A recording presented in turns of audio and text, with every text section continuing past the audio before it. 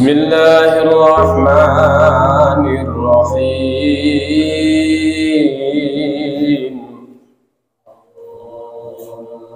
Subhanalladzi asra bi'abdihi laylan minal masjidil haram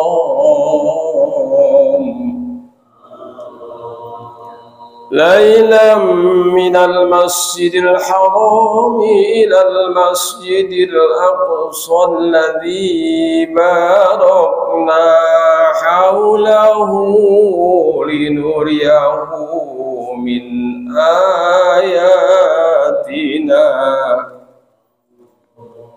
innahu huwas samiul basir. Shadaqallahul adzim. Hadratul Mukarramin, bapak-bapak segenap jamaah Masjid Al-Huda, wabil khusus ketua DKM beserta jajaran para sepuh pinili sepuh. Alhamdulillah hadir guru kita Al-Mukarram wal Mu'adzam Al-Ustadz Nanang Komari. Alhamdulillah kita bisa hadir sejenak beriktikaf. Karena itikaf ini kita isi dengan kajian nih situasional aja. Saya bawa banyak ini kitabnya, tinggal pilih. Materi kita yang rutin, tapi kan ini karena bulan Rajab ya. Tanggal berapa sekarang? Tanggal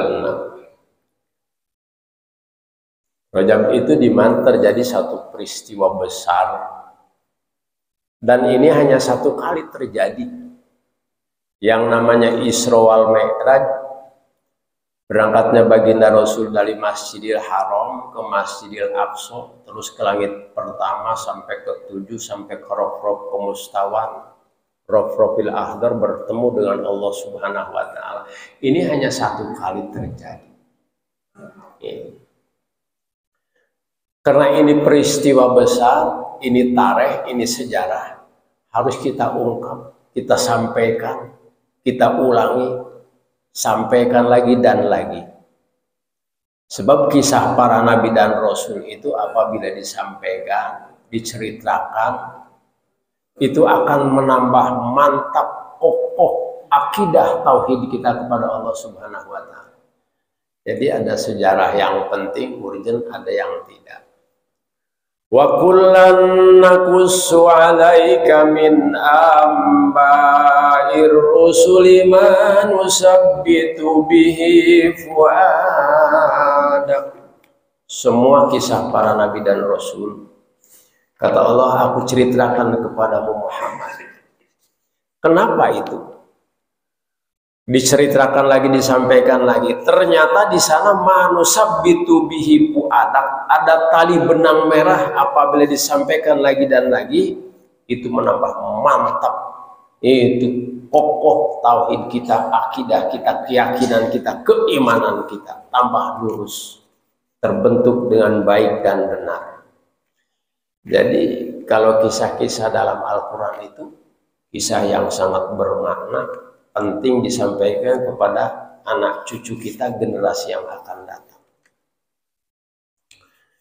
Ini nggak kita bahas penyebab kenapa Allah itu memberangkatkan baginda Rasul Isra wal Mi'raj. Nah, kepanjangan nanti Ustaz Nana, sedikit-sedikit aja. Yang menjadi latar belakang baginda Rasul di Isra dan Mi'raj itu, wa ja'alna likulli syai'in sababa. Aku jadikan segala sesuatu itu lengkap dengan penyebabnya. Bapak-bapak punya duit, sebabnya dagang, sebabnya kerja, sebabnya dapat objekan, dapat tip, dapat komisi, kan itu. Itu sebab. Petani bisa panen, penyebabnya karena bercocok tanam, dipupuk, dirawat. Itu yang melatar belakangi baginda Rasul Isra wal Mi'raj. Isra itu sairun nabi lailan, perjalanan baginda Rasul di malam hari, minal Masjidil Haram, dari Masjidil Haram ilal Masjidil Aqsa, ke Masjid Aqsa Yerusalem. Jadi perjalanan baginda Rasul yang bermakna. Nanti akan kita lihat apa saja gambaran yang dilalui di saat baginda Rasul Isra Mi'raj. Sekali lagi, Isra Mi'raj itu perjalanan di malam hari. Jadi kalau ada hansip sedang jalan-jalan di kampung kita, keliling kampung, itu berarti sedang ronda atau ilok hansip Isra.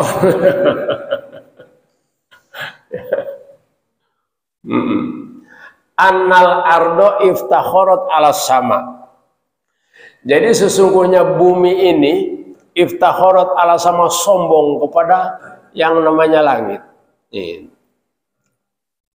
Ini terjadi perdebatan sengit antara bumi dan langit. Kata si bumi langit, ana khairun minki, aku jauh lebih istimewa daripada Anda. Itu. Kenapa? Itu yang namanya gunung-gunung, sungai-sungai, tanaman-tanaman, pohonan-pohonan indah, belum lagi isi kandungan bumi yang begitu banyak, emas, batu bara, tambang ini dan itu. Adanya laut, gelombang lautan, gunung tinggi menjulang indah. Itu pia adanya di bumi, nggak ada tuh di langit, nggak ada. Jadi semua ini Allah ciptakan, bahkan Allah nyatakan wa asyraqatil ardu binuri rabbiha. Bumi itu gilang gemilang mercusuar terang dengan cahaya keagungan Allah, dengan ajaran Allah maksudnya. Terjadi pendebatan sengit.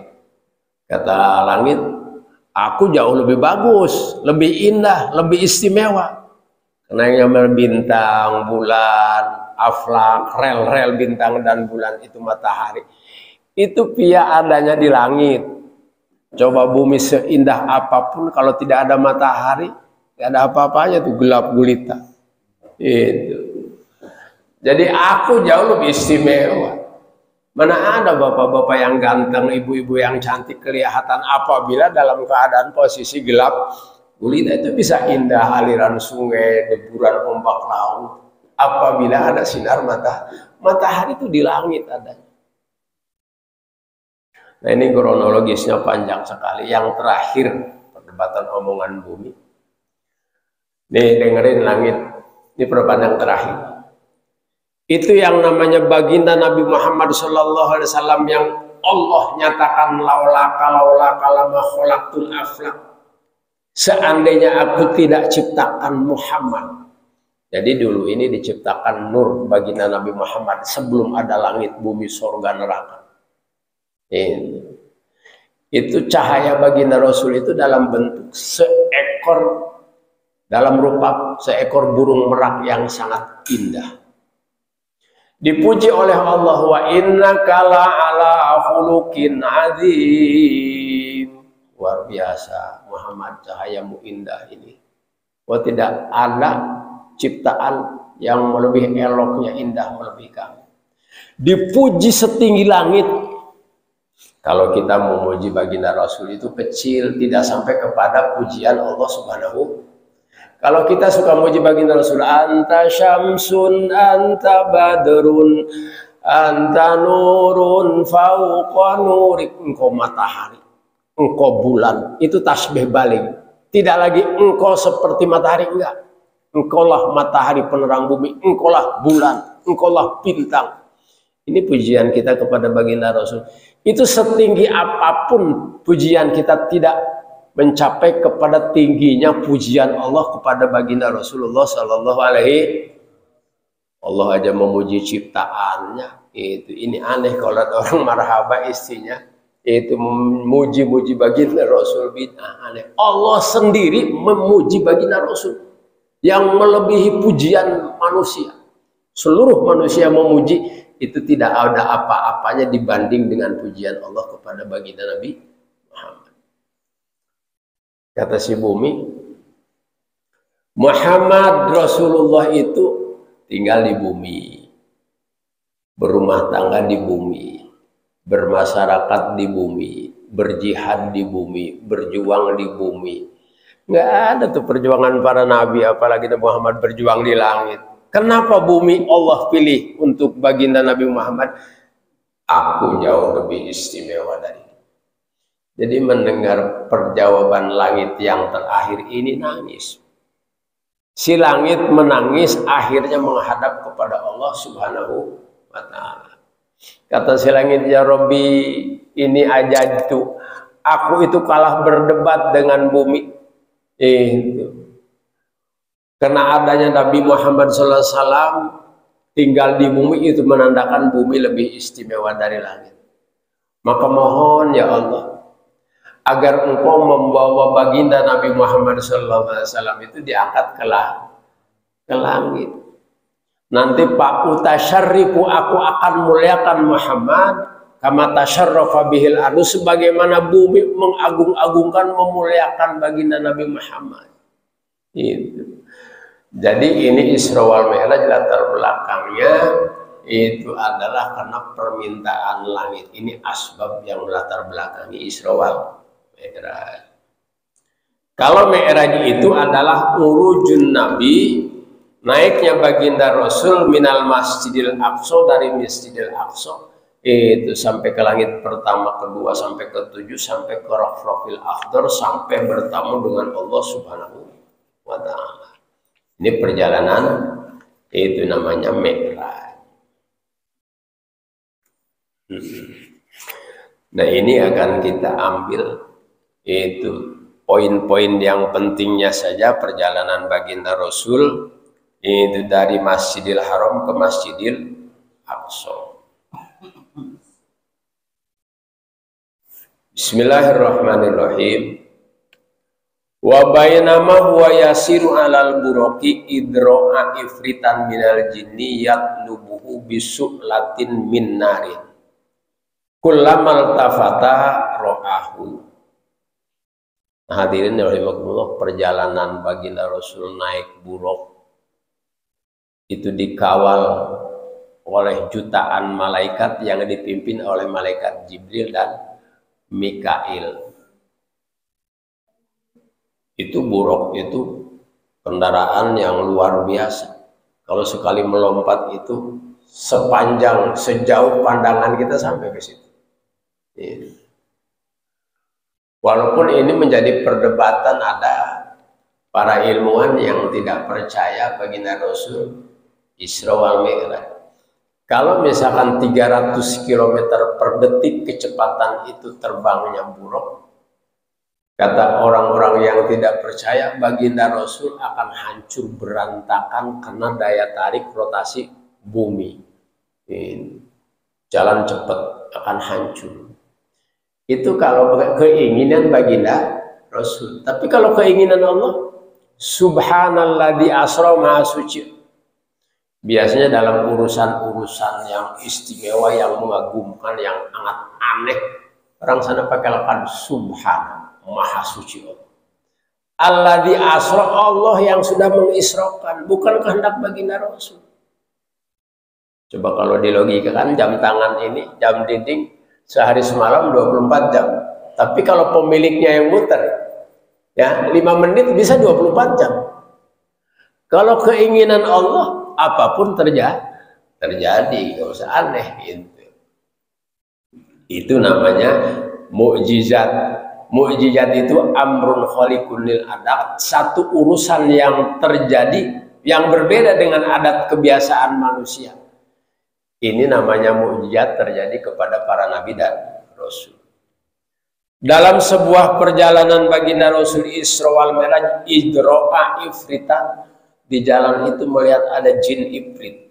Ini jin yang paling bandel, paling nakal, paling songong, ini ifrit. Yatlubuhu bisu'latin min narin, yang bermaksud akan membakar baginda Rasul sambil membawa obor.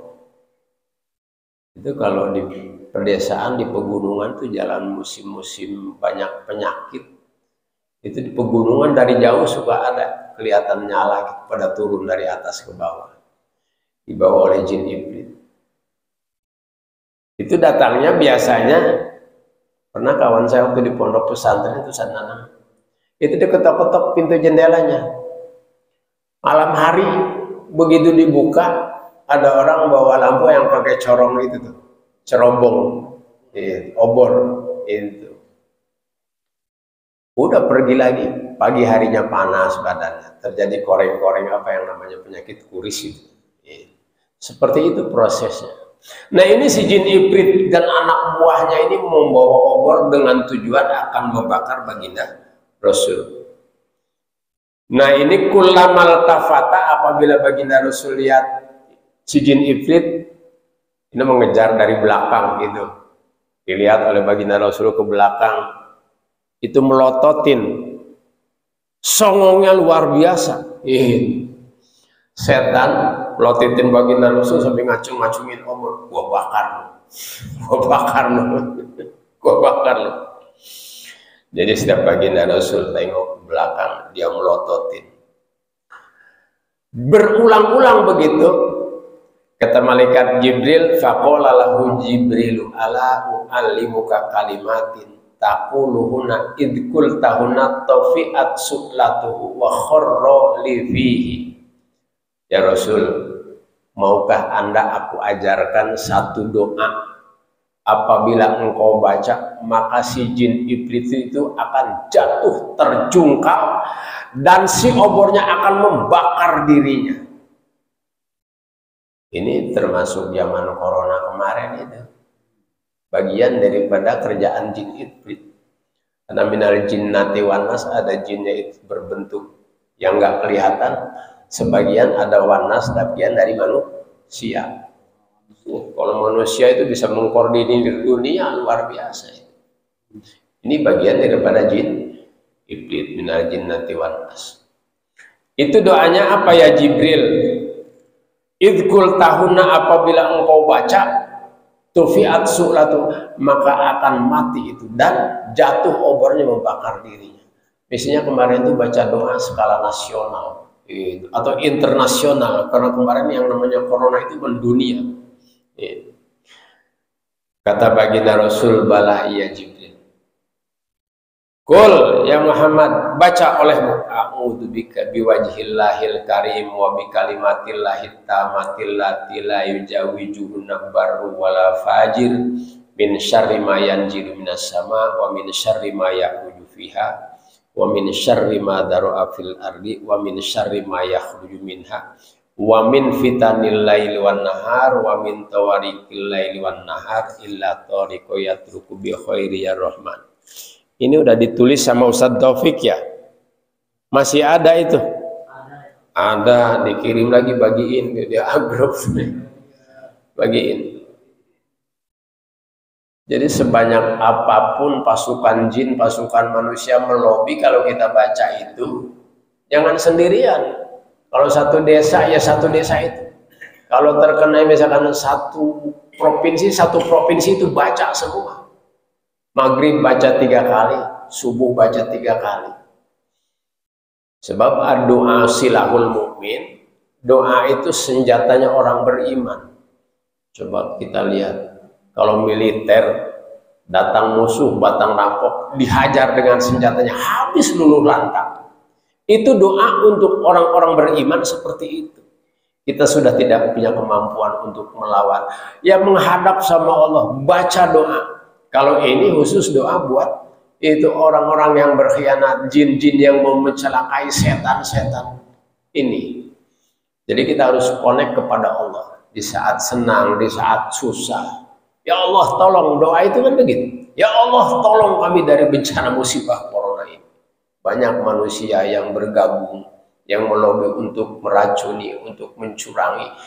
Baca, kita ngadu kepada Allah, tapi dalam bentuk skala nasional. Kalau itu bencananya pun nasional. Maka setelah dibaca jatuh itu setan, terbakar. Tolong itu. Mestinya gitu tuh, kalau ada orang jahat kita baca doa banyak-banyak, rame-rame, agar penjahat itu sampai tertolong-tolong. Ini perjalanan yang pertama itu yang dialami oleh baginda Rasul, dan merupakan tuntunan buat umatnya. Kalau ada bencana seperti ini, baca doa ini. Sebab tidak ada ma asoba mi musibatin fil ardi wala fis sama illa fi kitabim min qabli an nabraha. Tidak ada bencana di langit, di bumi, di belahan bumi manapun, itu udah ada agenda Allah dulu sebelum diciptakan ini bumi. Karena akan terjadi musibah-musibah, Allah siapkan di perisainya buat membendung bencana atau penyakit. Ini loh doanya. Nah hadirin yang mulia Bapak Ibu, perjalanan yang kedua baginda Rasul setelah menghadapi kasus tadi, berangkat lagi itu fasaru hatta atau ala qaumin yazra'una fi yaumin wa yahsuduna fi yaumin. Berangkat lagi baginda Rasul dengan pasukannya yang dikawal oleh malaikat Jibril dan Mikail. Itu tiba ke suatu tempat ada banyak jutaan manusia. Mereka yazra'una fi yaumin sedang bercocok tanam. Aneh ini. Pak Haji Mastar begitu dilempar benihnya tumbuh besar, itu berkembang, berbuah, matang. Pernah melihat Haji Mastar ada petani begitu? Detik itu juga. Lempar benihnya tumbuh besar, berkembang, berbuah dan matang buahnya. Setelah matang, kullama hasodu begitu dipetik, ada kamakana nongol lagi, yang matang lagi, petik nongol lagi, petik nongol lagi, enggak henti-hentinya. Itu jangankan punya hektaran, satu pohon juga habis-habis kayak begitu tuh. Bengong aja baginda Rasul menyaksikan manusia yang sedang bercocok tanam hasilnya seperti itu. Maka baginda Rasul yang mulia heran, terkagum, akhirnya beliau bertanya, faqala ya Jibril, wahai Jibril, mahada, siapa mereka ini ya Jibril? Mereka itu siapa? Aneh. Kata orang sini seejeg-ejeg ini. Belum pernah ada kejadian seperti ini. Maka malaikat Jibril menjawab, ya Rasul, haula ilmu jahiduna fi sabilillah. Mereka-mereka itu yang berjuang fi sabilillah. Sabilillah itu dari mulai hadir di majelis ilmu. Fisabilillah itu dari mulai membiayai anak-anak putra-putri kita di sekolah, di pondok pesantren. Fisabilillah itu sadanang mengajar di sekolah-sekolah, di majelis-majelis, itu fisabilillah. Berjuang untuk meninggikan agama Allah. Itu tentunya butuh waktu, butuh pengorbanan, butuh biaya, butuh pemikiran ya. Gak mudah.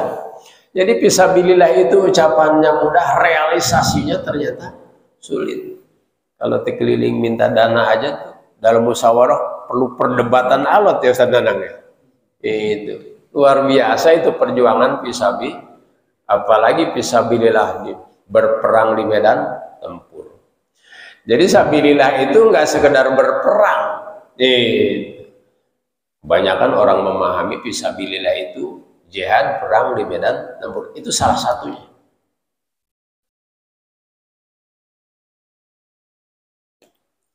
Nah hadirin yang mulia, tudha'afu lahumul hasanat bisab'i mi'ati dhafin. Itu Allah lipat gandakan pahalanya bisab'i mi'ati dhafin, 700 kali lipat. Ini sebetulnya kalau Allah gambarkan 700 kali lipat agar kita mudah memahaminya itu saja. Sebab lipat ganda pahala yang Allah berikan berbeda dengan hitungan kita. Itu jauh berbeda. Wa ta'ala dan malaikat Jibril membaca itu. Contohnya orang-orang yunfikuna fi sabilillahi kamasali habbatin ambatat sab'a sanabila fi kulli sumbulatin mi'atu habbah wallahu yudha'ifu liman yasha'u wallahu wasi'un alim. Jadi masa yunfikuna gambaran orang yang berinfak fisabilillah. Makanya ini yang penting niat itu bapak-bapak. Kalau kita memberikan duit jajan kepada anak, niatkan dalam hati kita, ya Allah ini agar jadi kalau dimakan oleh anak-anak cucuku, oleh istriku, keluargaku, agar mereka nanti pelanjut yang meneruskan sujud beribadah kepadamu, melanjutkan kuat akidahnya. Itu terus ini agar dipatwakan kepada generasi yang akan datang. Engkau harus beribadah kepada Allah, engkau harus taat kepada Allah, engkau harus takut kepada Allah, engkau harus berinfak demi Allah, mengharap pahala dari Allah. Niatkan seperti itu. Jadi setiap rupiah yang kita berikan kepada mereka itu termasuk amal yang paling besar nilainya. Niatkan dari sekarang kalau mau jajan, makan, ya Allah jadikan anak cucuku mereka yang melanjutkan sujud kepadamu. Itu.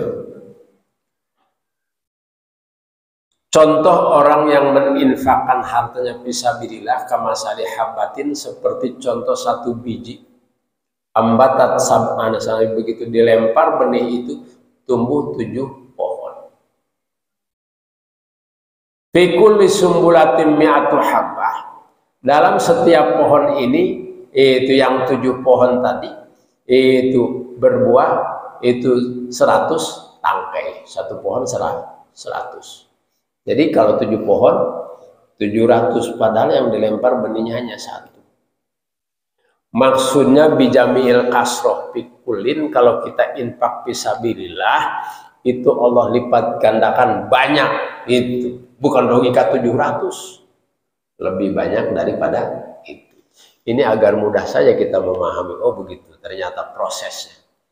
1 tumbuh 7, yang 7 itu setiap satuannya berbuah 100, sehingga 1 bibit yang kita lemparkan, 1 rupiah yang kita berikan kepada anak cucu kita, istri kita, mahsono ngaji, ada ustadz ada ngaji, ngajarin Al-Quran, ayo sana, mumpung masih ada waktu, mumpung masih sehat.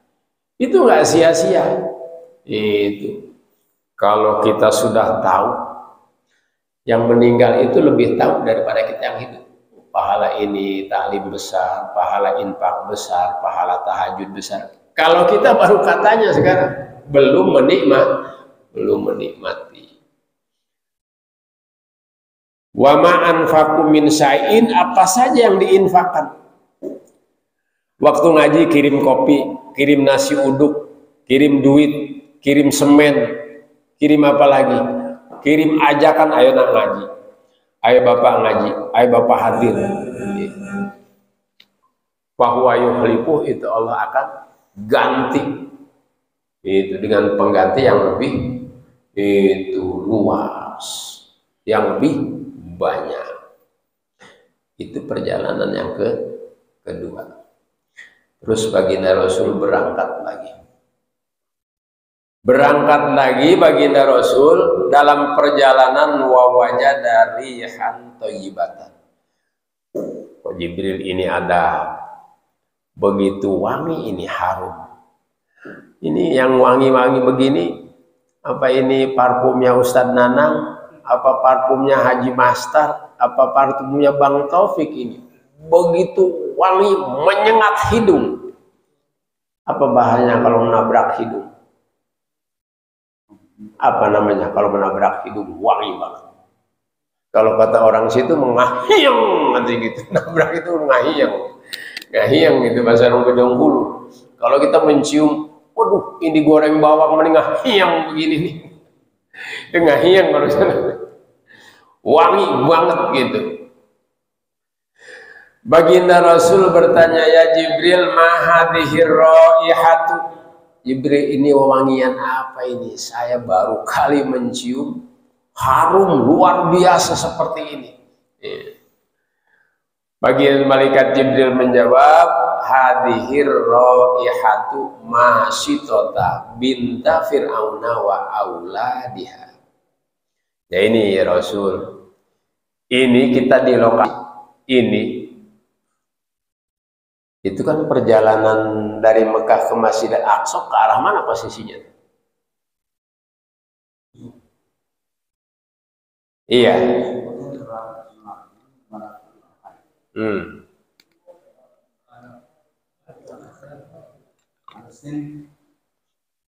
Itu ngeliatin Mesir nggak? Lewatin Mesir nggak? Karena posisi Masjidillah itu di Mesir. Atau ini gambaran saja, lokasinya entah di mana gitu ya. Itu ada wewangian yang luar biasa. Kata malaikat Jibril, ini adalah wewangian itu Bunda Masjidillah. Masjidillah itu dulu binta Fir'auna juru rias istana. Jadi kalau ada acara-acara apa, dia tukang riasnya. Pada suatu hari, bainama hiya tamsyutu binta Fir'auna. Fir'aun itu nggak punya anak, tapi anak angkatnya banyak, mengadopsi di antaranya Nabi Musa. Jadi ada anak wanitanya, anak angkatnya itu sedang dihiasi oleh itu Bunda Masjidillah. Sedang disisirin gini. Itu. Kalau anak-anak kan habis mandi apa ya, itu terus dirawat. Namanya istana, nggak pernah itu raja atau istrinya Fir'aun. Ini pelayan-pelayannya diantaranya itu Bunda Masjidillah. Anak angkatnya Fir'aun ini sedang dirias, sedang disisir, idsyaqotol mustu. Tiba-tiba itu si sisirnya jatuh. Itu mungkin megangnya kurang kuat, jatuh. Begitu itu sisir diambil, itu baca doa Bismillahi ta'isya Fir'aun, dengan menyebut nama Allah, rugi dan celaka Fir'aun. Itu di depan putrinya Fir'aun, putri angkatnya. Bismillah menyebut nama Allah, rugi tangkurak Fir'aun. Mengaku Tuhan. Masa Tuhan suka makan minum?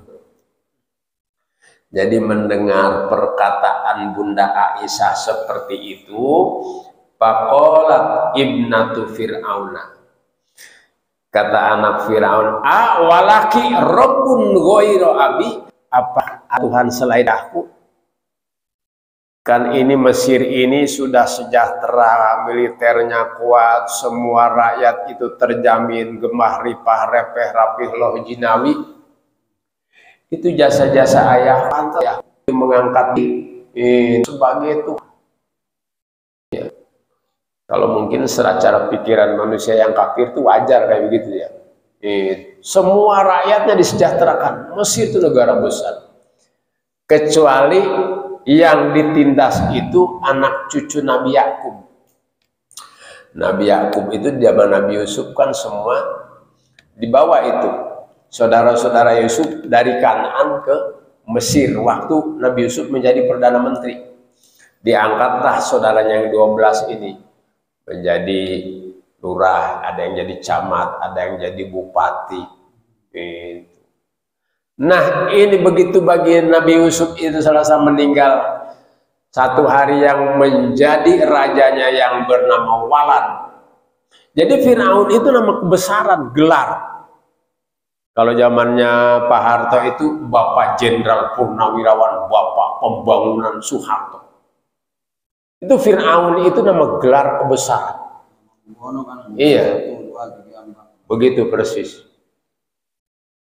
Jadi namanya si Walad suku Kipti asli Mesir. Sementara ini Yakub punya nama alias Israel.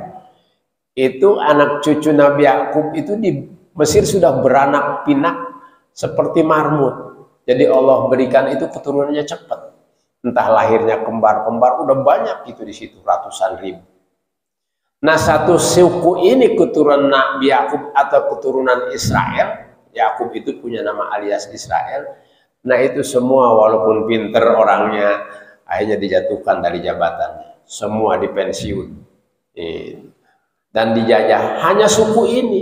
Tapi kalau rakyatnya Mesir semua disejahterakan. Sehingga dia mengaku sebagai Tuhan. Mampu mensejahterakan. Bukan mampu mendolimi rakyat.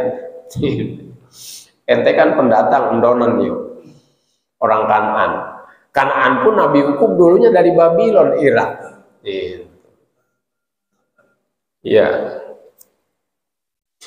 Nah hadirin yang mulia, kata putrinya ini Fir'aun, apakah ada Tuhan selain ayahku? Adakah kira-kira itu yang bisa mensejahterakan Mesir ini? Nggak ada.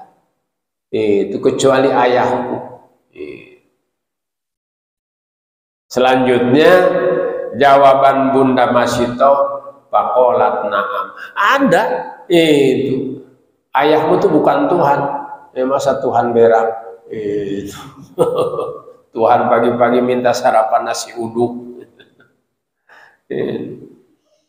Qalat afa ukhbiru bidzalika abi. Bagaimana ini kalau aku laporkan kepada ayahku? Jadi dilaporkan seperti ini, Bunda Masitoh itu, silahkan laporkan, silahkan aja. Dan Bunda Masitoh ini itu punya anak 2, istri, punya suami dan anak 2. Itu setelah dilaporkan oleh putrinya Fir'aun, maka dibujuk ini Bunda Masitoh agar menuhankan Fir'aun musyrik kepada Allah Subhanahu wa Ta'ala. Dan nanti upah ditambah itu, tapi kamu jangan menuhankan Tuhannya Musa ya. Itu. Kamu kembali menuhankan aku. Enggak UMR lagi, 10 kali lipat upahnya. Seperti para pegawai yang ada di situ tuh, di reklamasi Jakarta. 10 kali lipat upahmu. Tapi jangan itu menuhankan Allah. Dari mulai bujukan, rayuan yang manis-manis, itu tidak mau kembali musyrik itu terhadap Allah Subhanahu wa Ta'ala. Akhirnya murka Fir'aun.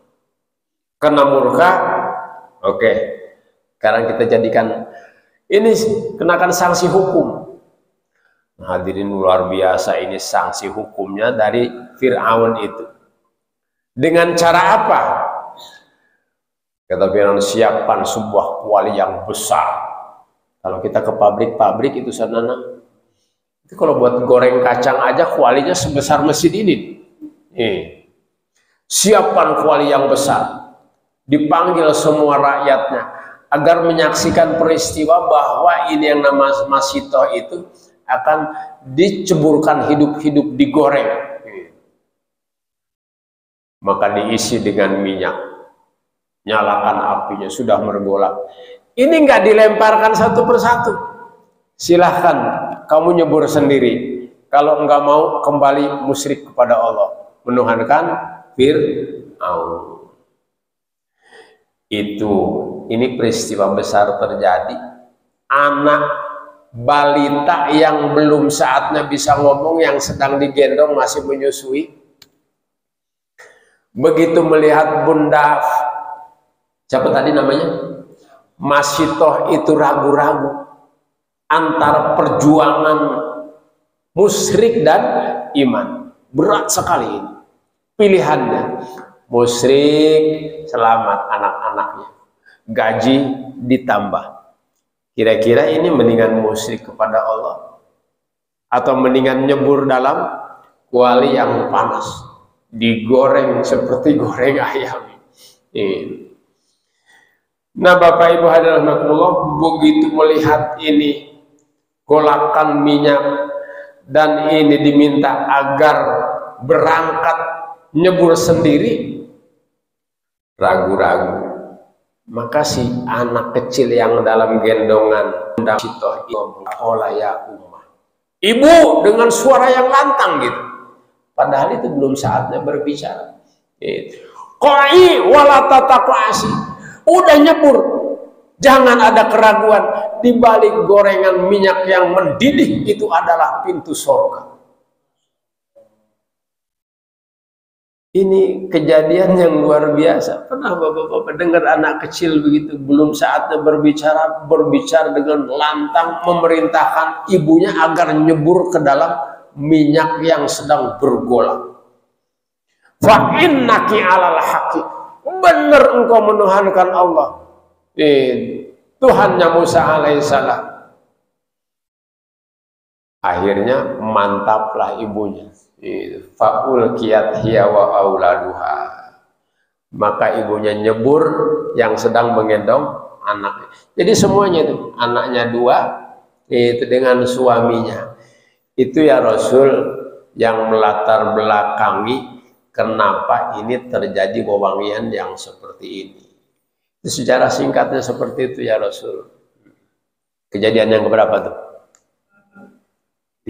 Tiga apa keempat? Tiga. Berangkat lagi baginda Rasulullah sallallahu alaihi wasallam, summa ata ala qaumin turdahu ru'usuhum kullama rudihat adat kama kanat. Ini berangkat lagi baginda Rasul dikawal dengan jutaan malaikat tadi. Ata ala qaumin, datang ke satu lokasi, di situ banyak jutaan manusia. Aneh itu manusia. Turdahu ru'usuhum, itu mah kepalanya itu sedang dipantek dengan palu. Jadi dua orang berhadap-hadapan gitu. Si A memukul si B, B memukul si A. Ada yang lagi sendirian memegang palu, memukul-mukul kepalanya sendiri. Kullama rudihat adat kama kanat, begitu hancur berantakan, darahnya mengucur. Kembali lagi normal lagi, bulat lagi. Seperti dalam film kartun, pernah ngelihat itu. Dalam film kartun Tom and Jerry itu ya udah putus itu, badannya pakai lem lagi, nyambung lagi, kira-kira model begitu.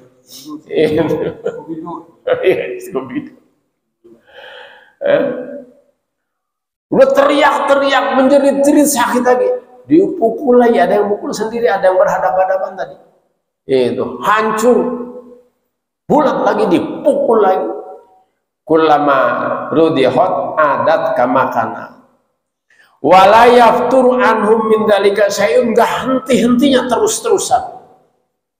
Kan mestinya kalau sakit begitu berhenti ya.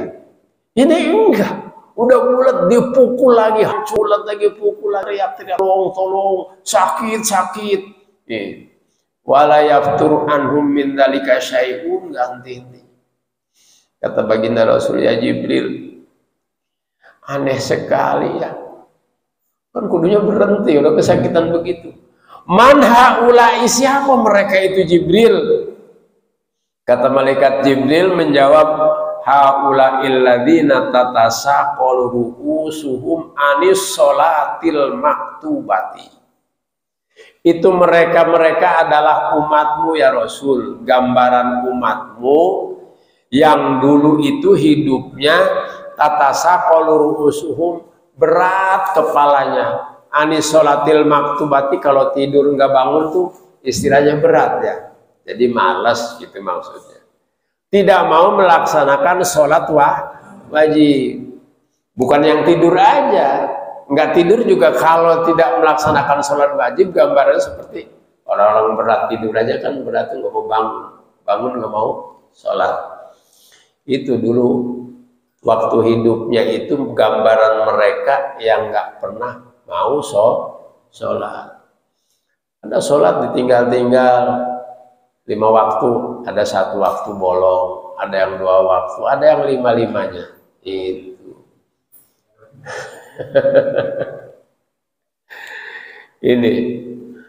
Ini gambaran terjadi waktu Isra Mi'raj. Bahwa orang yang seperti itu sanksi hukumnya adalah orang-orang yang tukang meninggalkan sholat 5 waktu.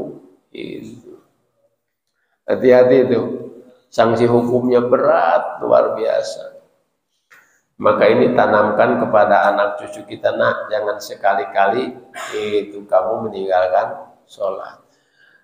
Itu sholat yang paling berat, sholat apa sih? Sholat subuh ya. Berat itu, sedang enaknya tidur. Dengar as-sholatu khairum minan naum, ada sajadah panjang ditarik, tapi buat selimut. Pertama kan yang berat itu sholat subuh, terus sholat isya, sholat maghrib, sholat duhur, dan sholat asar. Nah hadirin yang mulia, selanjutnya baginda Rasul berangkat lagi. Summa ata ala qaumin ala aqbalihim riqaun wala adbarihim riqaun yasrahuna kama tasrahul ibilu wal ghanamu wa ya'kuluna ad-dari'a waz-zakuma warad fajahannama wa hijarataha. Ini lebih serem lagi perjalanan yang kedua. Sampai di suatu lokasi baginda Rasul menemukan ada jutaan manusia, itu cuma pakai koteka aja, telanjang bulat. Itu pakai koteka seperti orang apa tuh Papua. Itu telanjang. Tapi aneh, orang lakunya seperti kambing, seperti kucing gitu jalannya tuh. Enggak berdiri, enggak. Itu seperti kucing, pakai tangan gini jalan gitu, seperti kucing ya. Nah itu kama tasrahul ibil wal ghanamu, seperti itu kambing domba yang sedang makan rumput di hutan, di kebun. Wa ya'kuluna ad-dari'a wa zakuma, tapi yang dimakannya itu kayu-kayu yang berduri. Haji Masar tahu kayu yang berduri? Ustaz Nanang, ada yang buahnya seperti lobi-lobi itu tapi berduri-duri pohonnya itu. Apa namanya?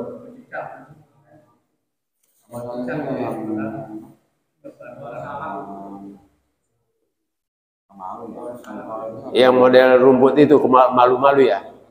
Iya. Rumput apa ya kalau dipegang gitu terus kuncup daunnya? Putri malu. Itu yang kecil-kecil seperti putri malu. Ada yang seperti kayu-kayu besar. Itu kalau di sana tuh daerah Bojongkulur rukem namanya. Rukem. Itu durinya besar-besar. Itu dimakan, jontor mulutnya berdarah-darah, tertusuk duri. Tapi dimakan lagi. Warod pajahannama, dan bara api. Itu yang terbuat dari batu-batu jahanam. Kayak batu, kalau bahan bakar kereta api apa itu? Batu bara. Itu seperti itu dimakan. Warod pajahannama wa hijarataha, dan bebatuan neraka. Luar biasa, itu sudah hangus mulutnya, tapi kok dimakan lagi. Kata baginda Rasul, man haula ya Jibril, siapa mereka itu Jibril? Begitu mengerikan, luar biasa. Nah ini nih ya Rasul, haula illadzina la yu'aduna shadaqati amwalihim, mereka para konglomerat, orang-orang kaya yang dulu hidupnya itu nggak mau bayar zakat. Itu digenggam pelit, nggak diberikan kepada orang lain. Padahal Allah titip wa fi amwalihim haqqul lis-sa'iri wal mahrum. Semua kan titipan, nyawa titipan, mata titipan, kaki titipan, mulut titipan, semua. Istri anak titipan. Titipan ini kalau tidak dijaga sesuai yang menitipkan, marah nggak? Coba Ustadz Nanang, kita misalkan dititipi orang lain, tolong nih ya, saya titip nih mobil saya. Begitu pulang itu orang yang punya mobil, spionnya copot, knalpotnya nggak ada, kacanya pecah, marah nggak gitu?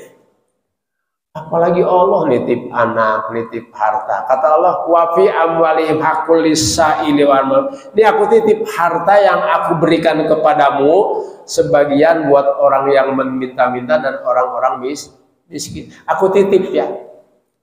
Terus tidak dilaksanakan sesuai yang menitip, marah. Itu mereka adalah itu semasa hidup di dunia tidak mau membayar zakat. Apa dengan cara itu Allah zalim? Tidak. Wa ma zalamahumullahu syai'a. Dengan cara Allah memberikan sanksi hukum seperti itu, tidak zalim. Diberikan amanah itu tapi berkhiyar, ya, tolong rawat rakyat ini, berikan keadilan, malah tidak adil. Itu. Diberikan kekuasaan, malah berkhiyar. Ini bagiannya sanksi hukum. Banyak orang yang tidak peduli karena jarang mendengar sejarah Isra wal Mi'raj. Di dunia paling 100 tahun. Kalau tidak amanah kepada harta kita, kepada jabatan kita, pangkat kita, akan seperti itu nanti sanksi hukum yang akan diterimanya. Udah habis waktunya ya? Belum selesai? Masih? Ya? Tanya jawab. Lanjut. Ya?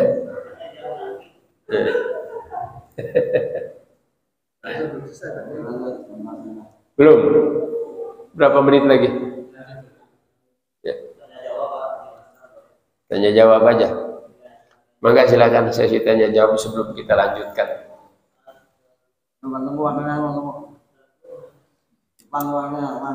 Maka regu B, regu C. Waalaikumsalam warahmatullahi wabarakatuh.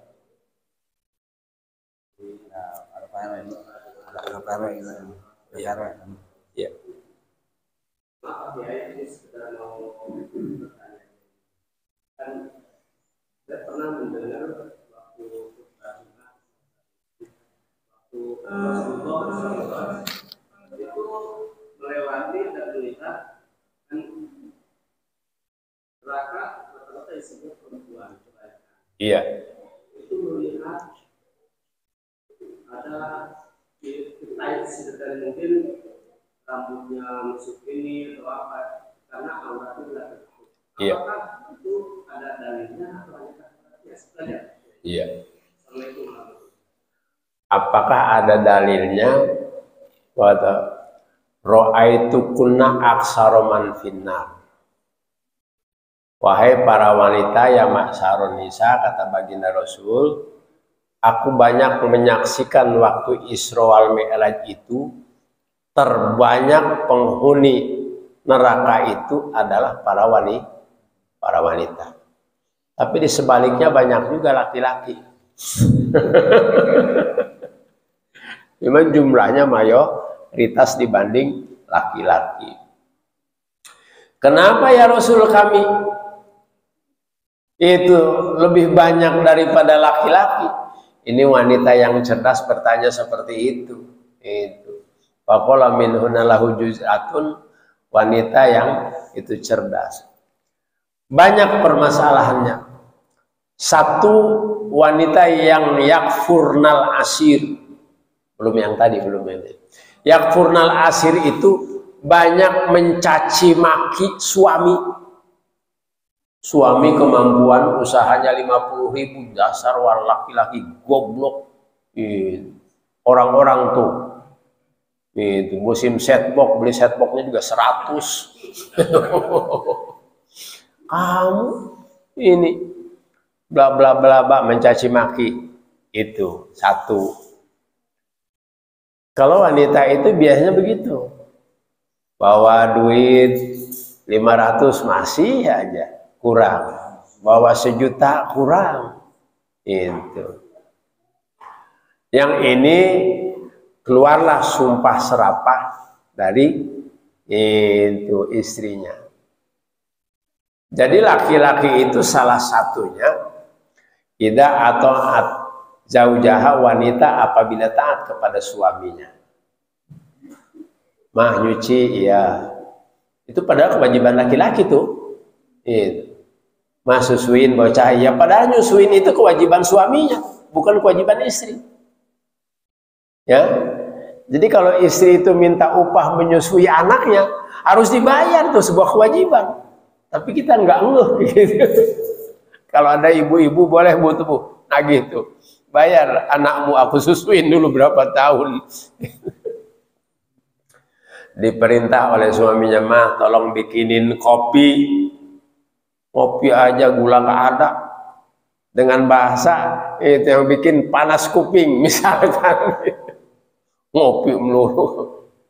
Ini kalau taat kepada suaminya itu.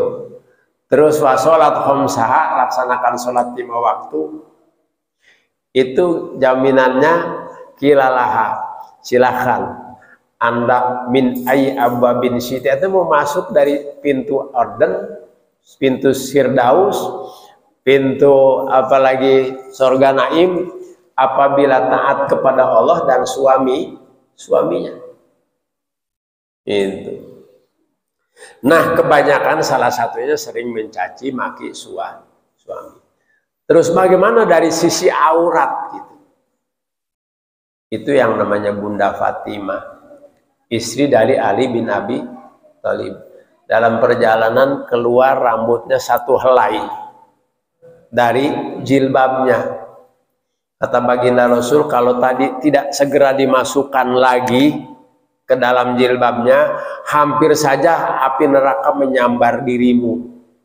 Artinya wanita itu terutama di luar kalau dari rumah tuh keluar, itu jangan sampai tuh auratnya sekujur tubuh dari rambut sampai kaki itu aurat. Ini mah sengaja dipamer, Bang Taufik. Itu rambutnya keren dibuka. Gitu, ya. Itu adalah memancing api neraka, pada hakikatnya dia itu sedang booking. Ini hati-hati buat para wanita. Kalau di luar sholat itu sekujur tubuhnya aurat. Kecuali dalam rumah, buat suaminya mah mau telanjang nggak jadi masalah. Buat suaminya. Di rumah juga kalau ada orang lain jangan. Kalau buat suaminya bebas silahkan. Tapi di luar itu seluruhnya Kalau di saat sholat yang ini saja wajah dengan telapak tangan. Itu yang bukan aurat di saat sholat. Kalau kita mah suka digenggerehkeun Ustaz Nanang. Itu yang pakai tutup itu sebetulnya betul itu tertutup auratnya. Bahkan biasanya yang lebih taat kepada suaminya yang begitu tuh. Itu ya.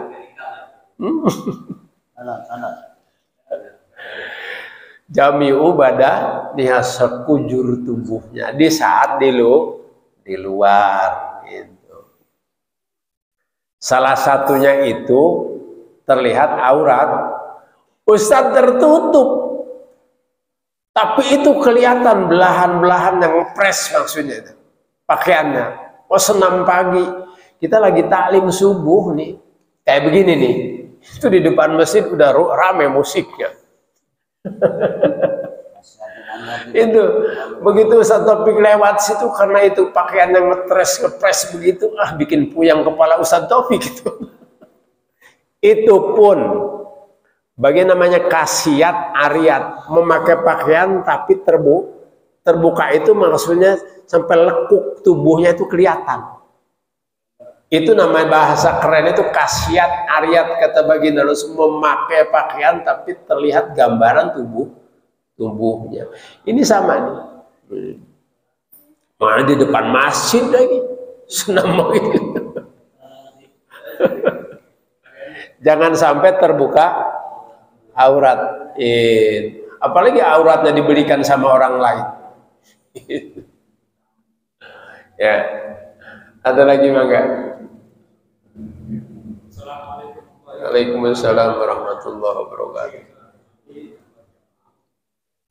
Ini peristiwa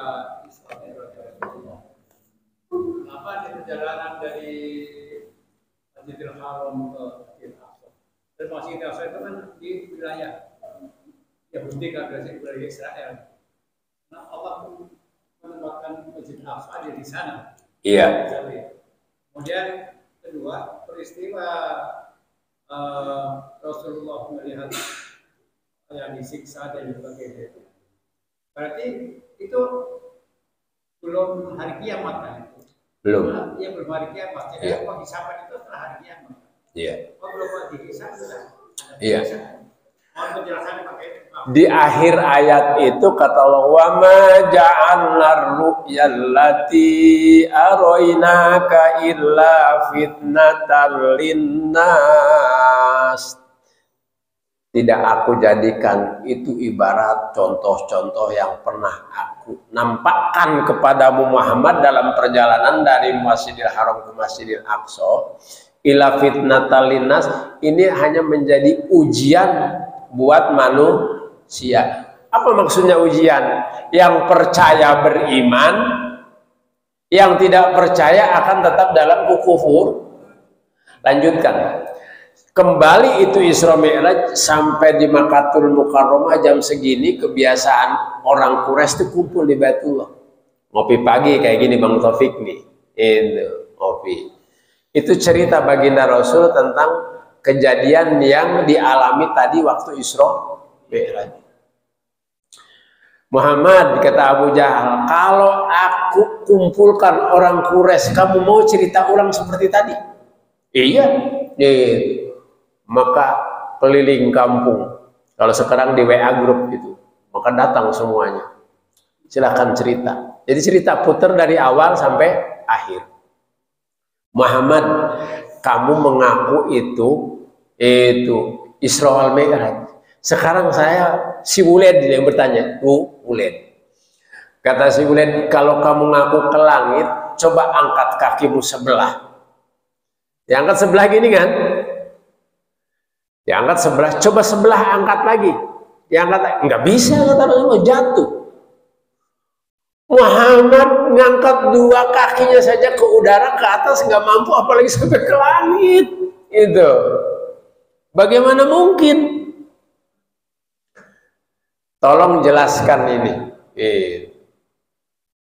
Nah, hadirin rahimakumullah, itu padahal logikanya baginda Rasul sampai ke Masjidil Aqsa summa utiya bil mi'raji.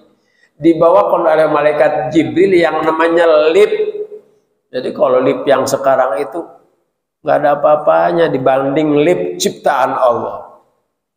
Itu lip-lip yang sekarang itu dari sini ngambil. Nah itu di samping Masjidil Aqsa itu tempat lipnya sampai langit ketujuh, begitu pencet nomor 1 tek sampai di langit pertama 1 detik sampai di langit pertama itu. Assalamualaikum. Waalaikumsalam. Man qara albab, kata penghuni langit pertama di pintunya. Siapa yang ketok-ketok pintu? Ana Jibrilu, aku malaikat Jibril. Itu siapa rombongan berserta Anda? Wa ma'i Muhammadun, aku membawa tamu agung Nabi Muhammad dari bumi. Enggak langsung dibuka tuh pintunya. Diinterogasi dulu Bang Taufik. Di pintu masuk situ ada iPhone di situ. Awaqad ursila ilai, apa memang Muhammad yang agung ini sudah diminta oleh Allah agar menghadap kepadanya? Naam, kata malaikat Jibril. Iya, waqad ursila, beliau sudah diundang dan diminta hadir untuk menghadap Allah. Baru dibuka pintu tadi. Marhaban bil akhli solihi wan nabi solih. Senang kedatangan Nabi soleh, orang yang soleh. Begitu Bang Taufik. Itu pakai lip. Jadi enggak baginda Rasul jalan kaki ke atas, enggak.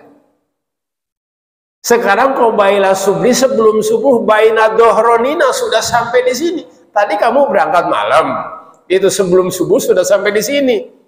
Itu. Oke lah kalau itu kami percaya, giliran ke langitnya seperti itu. Naik klip sampai ke langit kedua pun sama prosesnya seperti itu. Ini kita belum sampai nih, sampai ke situ baru perjalanan doang kan gitu. Adapun kenapa Allah menciptakan Masjidil Aqsa itu layus alu, kalau pekerjaan Allah tidak bisa kita tanyakan. Kenapa Allah menciptakan bumi? Kenapa Allah ciptakan langit dan sorga? Yang ini ranahnya hak prerogatif Allah. Jadi Allah bisa saja menciptakan di mana-mana, tapi pilihan Allah Masjidil Aqsa itu di Yerusalem itu. Dan waktu bangunnya juga istimewa. Siapa yang bangun tuh? Nabi Sulaiman alaihissalam. Itu setiap pagi di situ nongol tuh satu pohonan. Misalkan saya ini pohon sirih ya Rasul, kegunaannya buat ini daunnya, akarnya buat ini, pohonnya buat ini ada racun ini. Jadi apoteker pertama kali di dunia itu Nabi Sulaiman. Bangunan masjid belum selesai itu tumbuh pohon kemboja. Ya Rasul, aku pohon kemboja. Tinggal berapa hari lagi Anda akan meninggalkan dunia ini. Proyek bangunan belum selesai.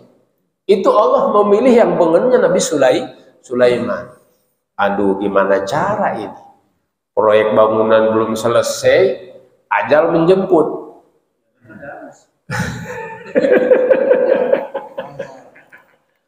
Harus 3 periode urusan ini.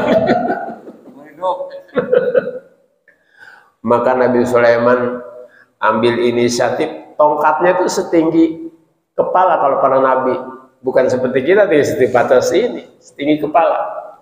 Ditancapkan tongkatnya itu, terus bersandar di tongkat itu. Malakal maut datang menjemput, meninggal dalam kondisi memegang tongkat. Itu karyawan yang kerja dari mulai manusia, militernya, setan, jin, terus membangun masjid itu. Nggak tahu bosnya sudah meninggal dunia. Ini diabadikan oleh Allah di dalam Al-Quran. Madalla ala mautihi illa dabatal artaqulu min sa'atah.